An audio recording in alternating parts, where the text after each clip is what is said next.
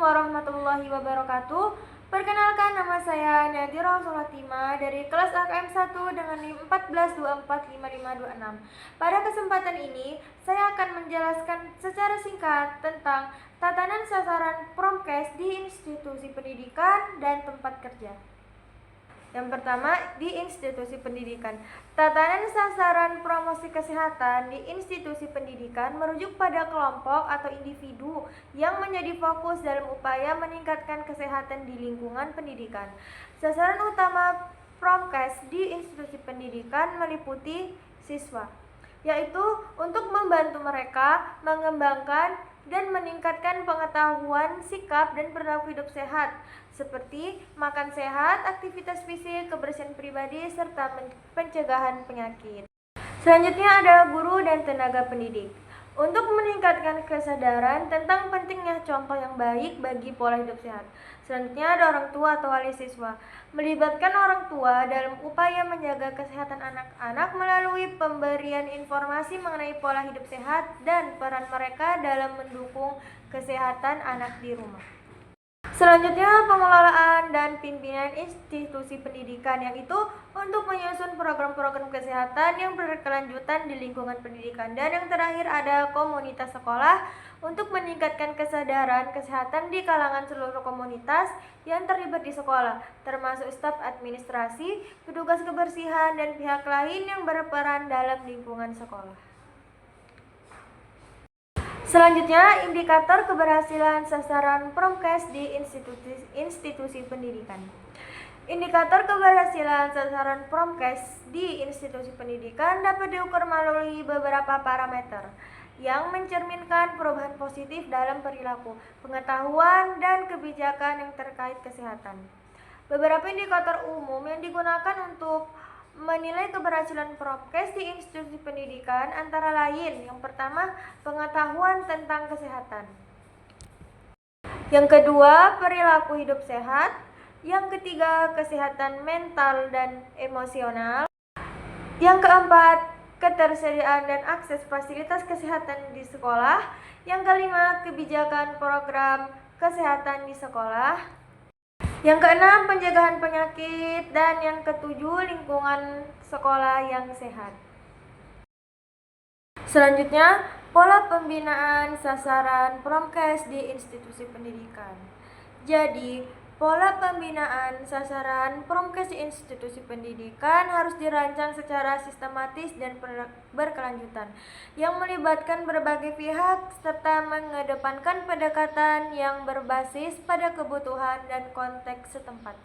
Pembinaan ini bertujuan untuk menciptakan lingkungan yang mendukung perilaku hidup sehat baik tingkat siswa, guru, orang tua maupun komunitas sekolah serta kesehatan. Selanjutnya ada pengelolaan stres kerja. Menyediakan program untuk mengelola stres untuk mengurangi beban kerja berlebihan serta menciptakan lingkungan kerja yang mendukung kesehatan mental.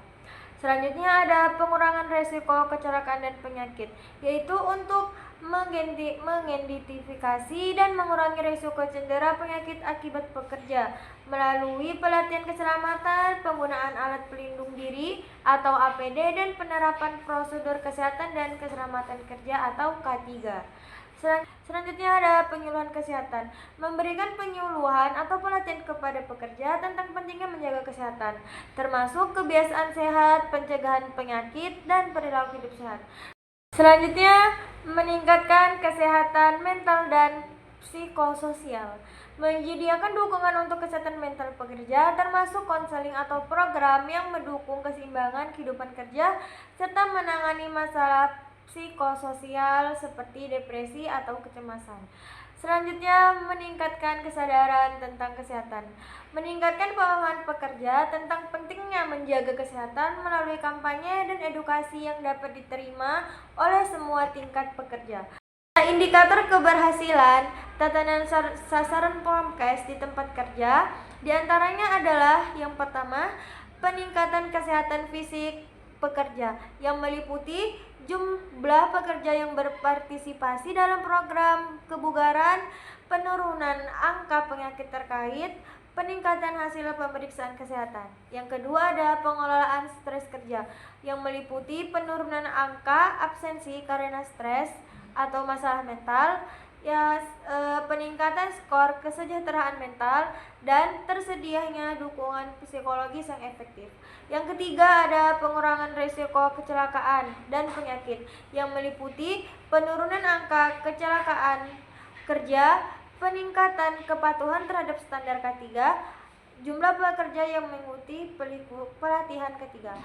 Perbedaan antara Promkes di institusi pendidikan dan tempat kerja dapat dianalisis berdasarkan beberapa aspek utama, seperti tujuan, sasaran, dan metode pelaksanaan.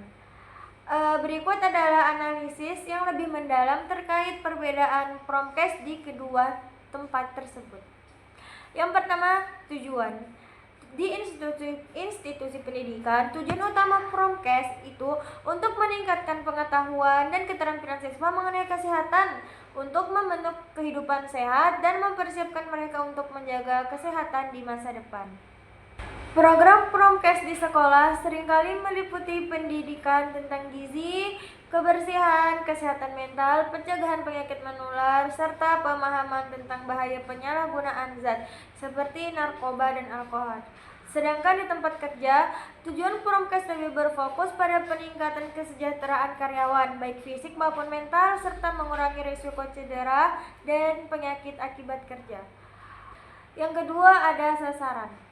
Sasaran di institusi pendidikan adalah siswa, guru, dan staf sekolah. Program ini lebih fokus pada generasi muda yang sedang dalam tahap pembentukan kebiasaan hidup sehat. Kalau di tempat kerja, sasaran Promkesnya itu karyawan dari berbagai usia dan latar belakang dengan prioritas pada pekerjaan yang rentan terhadap stres, cedera, atau penyakit terkait pekerjaan.